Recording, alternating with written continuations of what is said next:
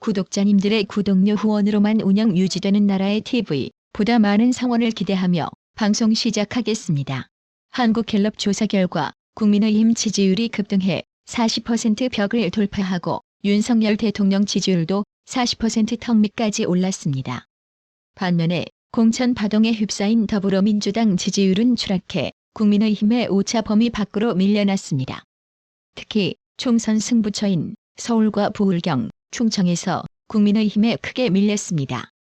이재명 민주당 대표가 비명 행사 공천 파동을 일으키면서 총선 국면이 윤석열 심판에서 이재명 심판으로 급속히 재편되는 양상인데요. 이를 한국갤럽에 따르면 지난 27일에서 29일 사흘간 전국 성인 1,001명을 대상으로 윤석열 대통령의 직무수행 지지도를 조사한 결과 전주보다 5%포인트 급등한 39%로 나타났고 부정평가는 5%포인트 급락한 53%였습니다. 윤 대통령 지지도가 40%에 육박하기는 작년 7월 첫째 주 38% 이래 거의 8개월 만입니다. 윤 대통령 직무수행 긍정평가자에게 그 이유를 물은 결과 의대 정원 확대가 가장 많아 전공의들의 집단행동이 윤 대통령 지지율을 급등케 했음을 보여주고 있습니다. 국민의힘 지지율은 40% 벽을 돌파했습니다. 같은 한국갤럽 조사에서의 정당 지지율은 국민의힘 40%, 더불어민주당 33%, 개혁신당 3%, 녹색정의당 2%, 새로운 미래와 진보당 각각 1%, 그 외 정당 2%, 지지하는 정당 없는 무당층 19%였습니다. 국민의힘은 전주보다 3%포인트 급등한 반면 민주당은 2%포인트 빠지면서 지지율 격차가 오차 범위 밖으로 벌어졌는데요. 특히 정당 지지도에서 눈에 띄는 점은 TK 대구 경북 지역에서의 이준석 신당 지지율이 0%라는 점인데요. 이준석이 그동안 TK의 출마를 왜 머뭇거려 왔는지 잘 아시겠지요? 한겨레 편집국장 출신인 성한용 정치부 선임기자는 지난 1일 국민의힘이 최소 1당은 확실하지 않나 싶다며 더불어민주당 참패를 내다봤습니다. 성한용 선임기자는 이날자 한겨레 주말판과의 일문일답에서 이같이 말하며 국민의힘 내부에서 과반이나 그 이상을 할 수 있던 분석도 나온다고 전했습니다. 민주당 분위기에 대해선 민주당은 판세에 대해 공식적으로 얘기하진 않는다면서도 다만 현역 의원들이 지역에서 직접 ARS 자동응답 시스템 여론조사를 돌리면서 추이를 보고 있는데 박빙 지역인 한강벨트도 국민의힘에 거의 넘어갔다고 내부적으로는 판단하고 있다. 문제는 그 바람이 민주당 강세 지역인 강북 쪽으로 가고 있다는 것이라며 상황의 심각성을 전했습니다. 성한용 기자는 이 같은 총선 판세 급변의 이유로 한동훈 위원장은 국민의힘 비상대책위원장으로 미래 권력으로 인정받으면서 안정적인 리더십을 발휘하기 시작했다며 하지만 민주당은 이재명 사천 논란으로 시끄러웠다며 이재명 대표 때문임을 지적했습니다. 진중권 교수는 최근 친명횡재, 비명횡사 논란이 일고 있는 더불어민주당을 북한 조선노동당에 비유했습니다. 지난 1일 CBS 라디오 박재홍의 한판 승부에 출연한 진중권 교수는 민주당 공천 문제를 개혁이라고 표현한 전용기 의원을 향해 이해가 안 간다. 지금 보면 민주당 공천 받은 사람들 다 누구인가? 대장동 변호했던 변호사분도 다 받았다며 변호사비를 국민 세금에서 내도 되는 건가라고 반문했습니다. 진중권 교수는 항상 이런 식이다. 누가 봐도 국민들이 볼 때 정말 의정활동 성실히 한 사람들 떨어뜨려 놓고 자기 사람 다 앉혀놓고라며 이게 격인가?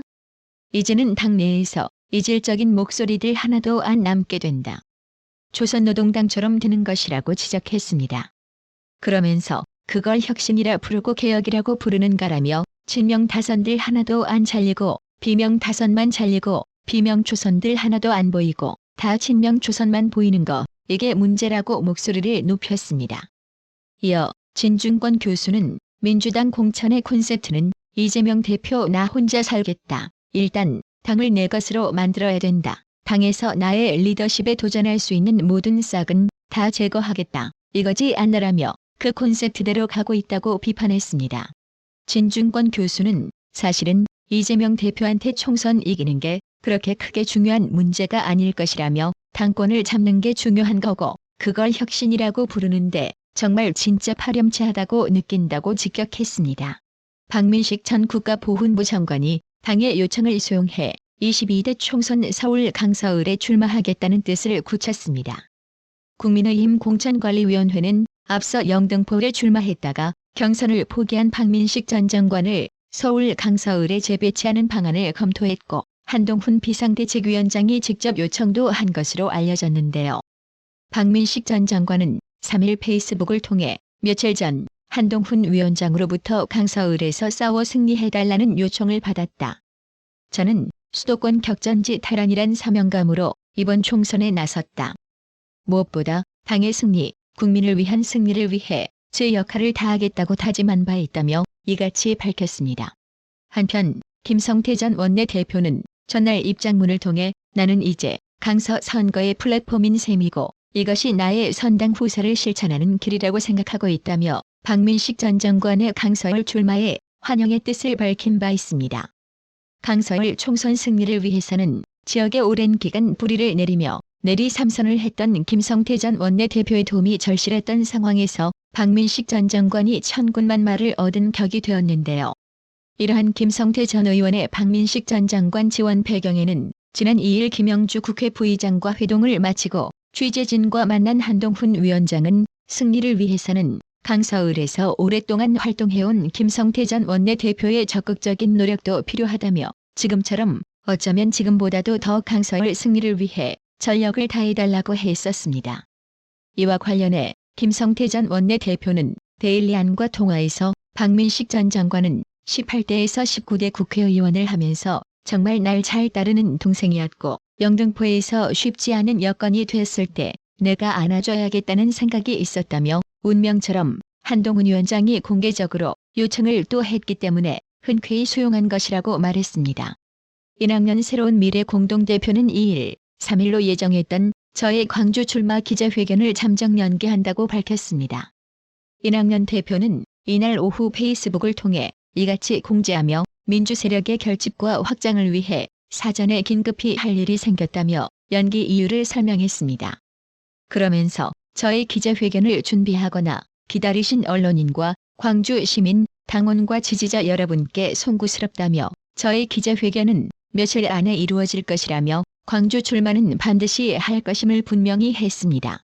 이낙연 대표는 긴급히 할 일이 무엇인지는 밝히지 않았으나 민주당에서 컷오프 된 뒤 탈당한 서른 의원이나 탈당을 예고한 홍영표 의원, 임종석 전 대통령 비서실장 등과의 반이재명 연대 구축이 아니냐는 관측을 낳고 있어 민주당이 본격적으로 분당 국면으로 접어든 양상입니다. 이와 관련 동교동계 막내인 서른 의원은 KBS와의 통화에서 4일에 무소속으로 예비후보 등록을 하고 결국에는 다 뭉쳐서 민주연대라는 형태를 띠고 하나의 당으로 출마를 할 것이라고 밝혔습니다. 서른 의원은 새로운 미래 측을 포함해 다 같이 논의 중이라며 결국에는 선거를 앞두고는 다 모이게 될 것이라고 말했습니다. 그러면서 비명계가 다 같이 행동을 하는데 당분간은 당내에서 싸울 부분도 남아있어 다음 주쯤 전부 확정이 날 것이라고 덧붙이며 민주당의 분당을 암시했습니다. 구독 그리고 알람 설정, 뉴스 영상 내용이 좋았다면 좋아요를 클릭해주세요.